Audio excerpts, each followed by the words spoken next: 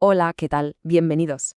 Hoy vamos a meternos de lleno en un tema que es de verdad fundamental para entender la fe, no como si fuera un montón de reglas, sino como una experiencia que nos transforma por dentro.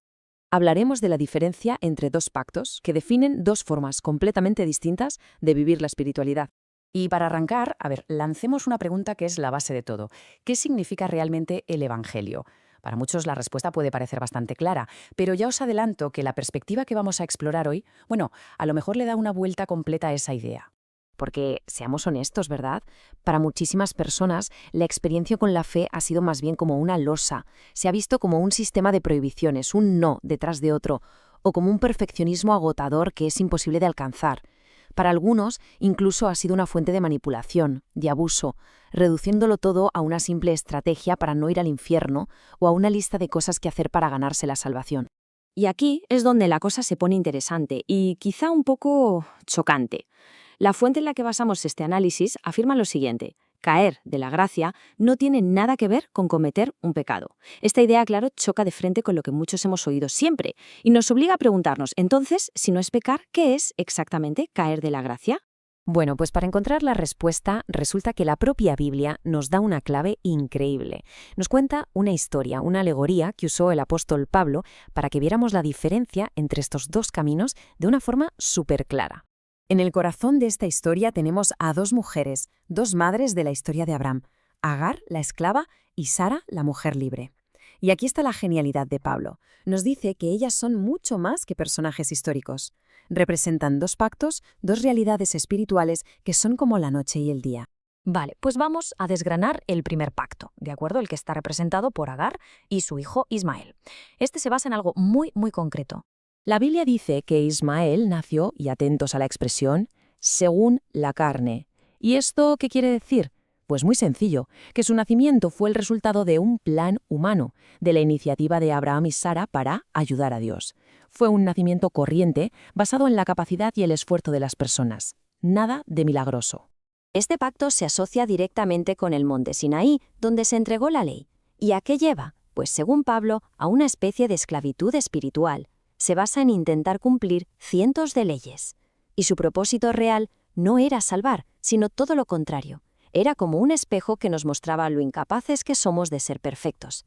El resultado era una sensación constante de fracaso, de no dar nunca la talla. De hecho, el apóstol Pablo usa una imagen muy potente para describirlo: un yugo de esclavitud, ese intento de justificarnos, de sentirnos bien con Dios a base de nuestras propias obras y méritos, se convierte en una trampa que, en vez de liberarnos, nos aplasta. Muy bien, dejamos a Agar por un momento y nos vamos con la segunda figura, Sara y su hijo Isaac. Ellos son la cara del otro pacto, el pacto de la gracia, que funciona de una manera, radicalmente distinta. En el caso de Isaac, la Escritura dice algo totalmente diferente, que nació por la promesa. Ojo, no según la carne, sino por la promesa. Su nacimiento no fue fruto del esfuerzo humano, fue un milagro. Ocurrió cuando, naturalmente, era imposible. Sara era estéril y tanto ella como Abraham eran ya muy mayores. Solo pudo nacer porque Dios lo prometió y actuó. Y si el otro pacto era el Sinaí, este se asocia con la Jerusalén de arriba, que es un símbolo de libertad total. No se basa en el hacer, sino en el recibir por fe. Por eso no se vive en un esfuerzo agotador, sino en el descanso, confiando en una obra que ya ha sido completada por otro. Es, según esta visión, la forma en que Dios siempre quiso relacionarse con nosotros. Y mirad, hay una frase en la carta a los Gálatas que lo clava, que va directa al corazón de este segundo pacto. Dice: para libertad, Cristo nos hizo libres. La meta no es cumplir reglas, es la libertad. Y es un llamado a no volver atrás, a no volver a ponernos ese yugo de esclavitud. Venga, para que la diferencia se vea meridianamente clara, vamos a ponerlos cara a cara, porque entender este contraste es de verdad la clave de todo.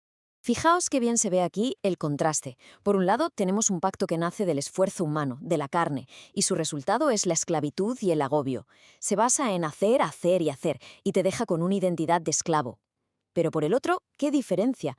Nace de una promesa divina, del Espíritu. El resultado es libertad y descanso. Su fundamento no es hacer, sino creer.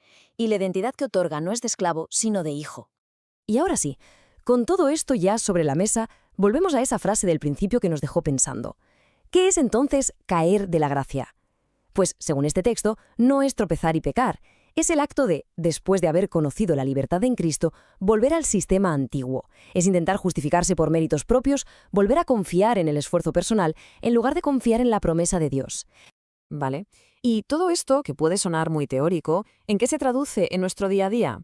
¿Cómo se vive siendo, como dice la alegoría, hijos de la promesa? La conclusión de Pablo es potentísima, casi un grito de victoria. Así que, hermanos, no somos hijos de la esclava, sino de la libre. La identidad de quien vive bajo la gracia no es la de un esclavo que obedece por miedo u obligación, sino la de una persona libre que actúa desde una naturaleza completamente nueva.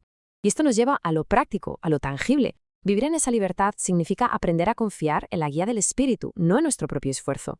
Significa descansar en lo que Dios ya ha hecho, en vez de matarnos por ganar algo que ya se nos ha regalado. La motivación cambia por completo. Ya no es el miedo o la obligación, sino el amor y la gratitud. Y finalmente, alguien que se sabe libre y amado no va por ahí juzgando, sino que bendice a quienes tiene alrededor. Al final, todo se resume en esto. La obediencia deja de ser una lista de reglas frías que hay que cumplir. Se transforma en la respuesta natural que sale de una relación de amor. No es algo que tienes que hacer, sino algo que fluye del corazón, como una respuesta a ese amor que has recibido primero.